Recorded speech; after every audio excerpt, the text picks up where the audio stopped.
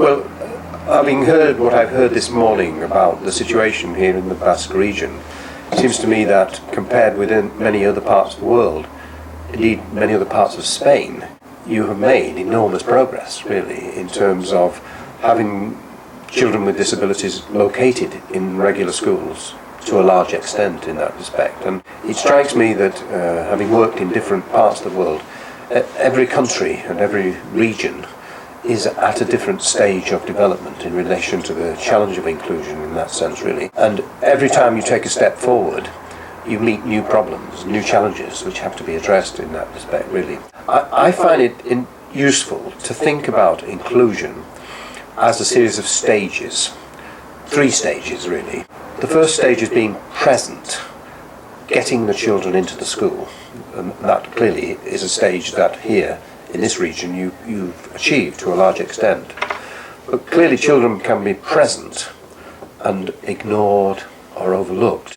So the next stage is when children are actually present and participate, where they're seen to have something to contribute, where they're welcomed, where their voice is heard in that respect. Now that's a much more challenging stage in that respect. So I'm suggesting presence is the first step, then you have to encourage a high level of participation. But the ultimate goal really is achievement. You know, the children are present, they participate, and they are learning things which are going to be useful to them in that respect. Now, the further you go up those stages, the more challenging it is of the status quo, really. Getting children into schools probably requires additional support so that the teachers in the school will welcome the children.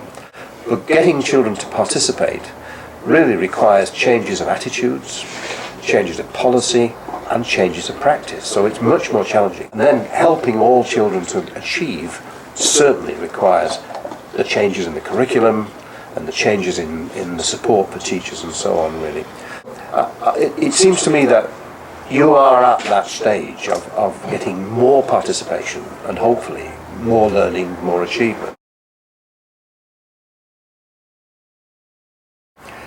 Ultimately, the most important factor in all of this is the teacher in the classroom. We can have good national policies, but the policy that matters most is the one that the teacher has when she goes into the classroom and closes the door. So in order to make progress in terms of participation and learning, we have to support teachers.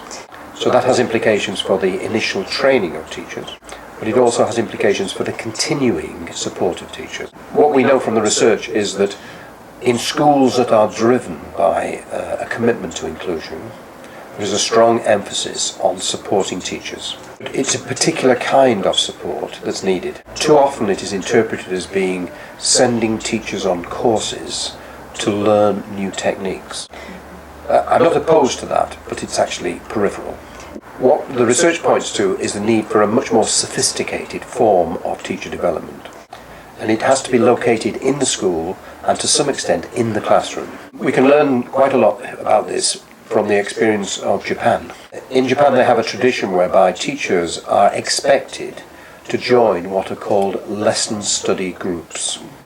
This involves groups of teachers planning lessons together in order to take account of the needs of every child. They plan together, sharing their expertise and their ideas. What then happens is each teacher teaches the lesson with the other members of the group observing the lesson.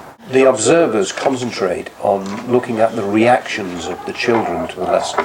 After the lesson, the teachers meet and discuss the lesson, and then they change their plan before the next teacher teaches the same lesson with another group of children.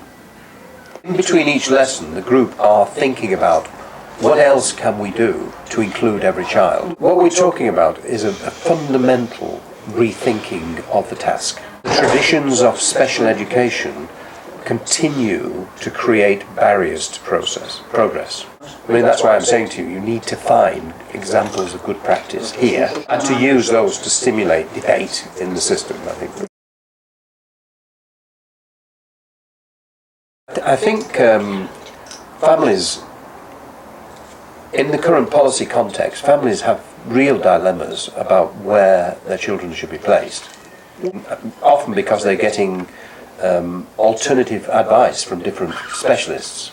We, as parents, we're all very conservative about our children. We don't want to take risks. So I can understand when a parent wants to choose special provision if they believe that's going to be the safest place. But that's why I would want to push people to connect special provision to the mainstream. We have to have more connection in the system. It shouldn't be so segregated. There are very interesting developments in other parts of the world on this. So, for example, in parts of Australia and the United Kingdom, increasingly they are locating special schools inside the building of the mainstream school. So the argument is, in that way, you can get the best of both worlds. So the children still have the specialist support of the special school staff, but there is the possibility for them to participate in more opportunities because they're inside the building. I think there is more could be done to have connections even when the buildings are separate. So what I'd be saying to parents is, if you choose special provision, you should still demand that your child has the opportunity to participate in a wider range of experiences. The question that parents have to ask is, ultimately, do I want my child as an adult to live in the real world or in a very separate world? I think as a country, Spain has made enormous progress in that respect. I go to countries where, when I go in the shops on a Saturday, I will never see a disabled person. That isn't the case here in Spain. Well, what follows from what I've said is we need to do research about what can help teachers and support teachers in making their lessons more inclusive. And what follows from that is the people who should be doing research should be teachers themselves. And so people like me working in universities have to create a different kind of relationship with the system, where instead of doing research on schools, we should be doing school research with schools. I mean, clearly the biggest challenge in the education system is that of secondary schools. The curriculum gets more complex, the schools are bigger. I think research that can help us to understand the challenges that secondary schools are experiencing is going to be very helpful. But it's not going to help us unless it leads on to other research which asks the question, so what are we going to do about these difficulties? You have available here, in the Basque language I think, the Index for Inclusion, which was developed to help schools to review themselves and move forward. And that index provides a lot of indicators, but they're summarised in relation to three interconnected factors. Does the school have policies for promoting inclusion? Does the school have practices which will enable children to be included? And does the school have a culture of valuing difference?